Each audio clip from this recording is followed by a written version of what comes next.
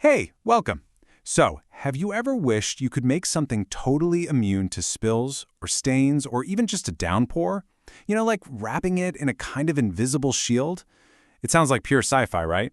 Well, it's actually very real, and today we're going to unpack the incredible chemistry that makes it all happen. I mean, just look at that. You've probably seen this before. Water beating up into these perfect little spheres, rolling right off a surface like tiny marbles, leaving it completely bone dry. It doesn't seem right? It defies everything we think we know about how liquids are supposed to act. So how in the world is this even possible? What you're actually seeing here is the work of a super powerful but totally invisible shield. It's a special kind of coating that basically forces liquids to just back off, to bounce away and keep their distance. And the secret to how this shield works? Well, it's not magic. That's right. This amazing effect is all chemistry. It's a masterclass in molecular interactions, like a tiny little dance between the properties of the water and the properties of the surface it's touching. And now we're going to break it all down. Okay, so let's get into it. We're going to explore the fundamental principle that makes these invisible shields work. And it all boils down to one single, really powerful concept. It even has a pretty cool name. That name is hydrophobic. If you break it down, it literally means water-fearing. Think about things like oils or waxes. They're naturally hydrophobic. But here's the thing. It's not really fear. It's more like a fundamental mismatch in their chemical personalities. See, in chemistry, there's a simple rule that governs pretty much everything. Like dissolves like. Water molecules are what we call polar. That just means they have a positive and a negative end, kind of like tiny little magnets. But hydrophobic molecules are nonpolar. They have no charge at all. And because they're so different, they have absolutely no interest in mixing. It's like trying to mix oil and water, literally. So that chemical incompatibility definitely sets the stage. But to really get why water beads up like that, we need to look at the real star of the show, a force that's happening inside the water itself. And honestly, this is the best way to think about it. Water molecules are incredibly attracted to each other.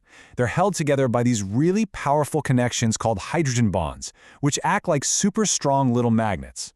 This makes them desperately want to cling together in a tight, cohesive group.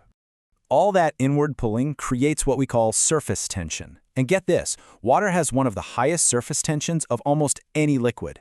It's this exact force that lets some bugs walk on water and what gives every water droplet its shape. It's like an incredibly strong, invisible skin. Okay, so picture this. When a water droplet lands on one of these hydrophobic coatings, it basically has a choice to make. It can either try to connect with the surface, or it can stick with its friends, the other water molecules. And since that nonpolar surface offers absolutely nothing attractive to it, the water chooses itself. It pulls inward into the tightest possible shape it can make, which just so happens to be a sphere. And chemists, of course, have a very precise way to measure this effect. It all comes down to a number, an angle actually, specifically a contact angle that's greater than 90 degrees. So, what does that actually mean? Well, this shows you exactly what I mean. On a water-loving surface, or hydrophilic, a droplet spreads out, creating a really small contact angle. But on our water-fearing, hydrophobic surface, that droplet beads up high, creating that sharp angle, greater than 90 degrees. And the bigger that angle, the more repellent the surface is. Simple as that. So that's the science. But the crucial point is, how do we actually create these incredible surfaces? Well, chemists have developed some amazing materials designed specifically to be the ultimate water repellers.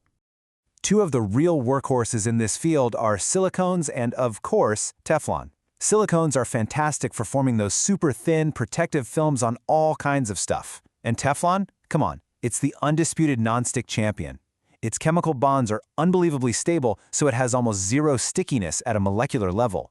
That's exactly why an egg slides right off your nonstick pan. Now, this isn't just some cool experiment that's stuck in a lab. This technology is literally everywhere, and a lot of the time, it's working in ways we don't even notice. I mean, we see these invisible shields everywhere. They stop rust from forming on giant metal bridges, and they make our clothes and boots waterproof. But they also do some really critical, life-saving work. They protect our electrical grids during big storms, and in the aerospace industry, they're used to stop dangerous ice from building up on airplane wings. The applications are they're vast, and they're incredibly important. So, what started out looking like magic is really just a brilliant application of basic chemistry and physics. By understanding these fundamental forces, like molecular attraction and surface tension, we can actually design materials that interact with the world in completely new and amazing ways. Which really just leaves us with one final thought. Now that you're in on the secret, now that you know how the invisible shield works, what would you use it for? What kind of problem would you solve, or what everyday object would you make completely invincible? The possibilities, when you think about it, are truly endless. Thanks for joining me.